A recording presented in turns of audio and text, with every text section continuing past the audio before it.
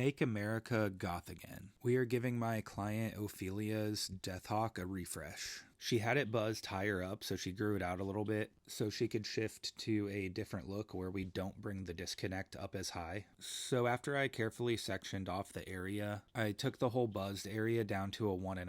And then we talked about doing a fade with a little design, so I freehanded a little something and then forgot to record the fade on this side. But that's okay because I was smart enough to record the other side as well. For the thinner line on top, I'm going in lightly with my corner so I can lightly draw it in and then go back over it to sharpen it up, making sure to hit both sides of the line by flipping over my trimmers. Ophelia's style really brings me back to when I was in middle school hanging out with all the goth kids in front of the movie theaters and at the mall. It was kind of funny that all the goth kids decided to hang out in front of the movie theaters. We didn't actually go see any movies, we just hung out outside. I can still smell the clove cigarettes like it was yesterday. One time when we went there, I was wearing the infamous Cradle of Filth shirt. If you were an alt kid in the 2000s, you know which one I'm talking about. There were a few cops talking to each other, looking at the back of my shirt, trying to figure out if they could do anything about it. Freedom of speech, motherfucker. Anyway, back to the haircut. After I finish up my fade on the other side, I move on to the bangs. The hair directly above the buzzed area is going to be used to tie some more dreads in later, so we pinned them up so that way they didn't accidentally get cut with the bangs. We want some heavy round bangs with just a tiny bit of texture at the ends. So I'm just point cutting and chipping away and combing and chipping and combing and chipping and just basically refining until I get that nice round shape that I want. Fortunately, my scissors from Nagamaki Shears work great on wet and dry hair, which you can check out at nagamakishears.com if you want. But here is Ophelia before.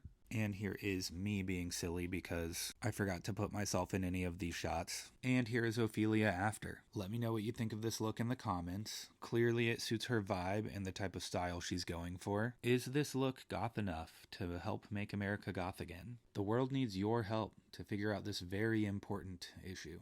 If you're still here, thanks so much for watching. If you want to help, please like, save, share, and comment with 5 or more words. That way one day I can quit cutting hair and fully push my gothification agenda. Anyway, here's some cool pictures I got of Ophelia. And I will get out of your hair now.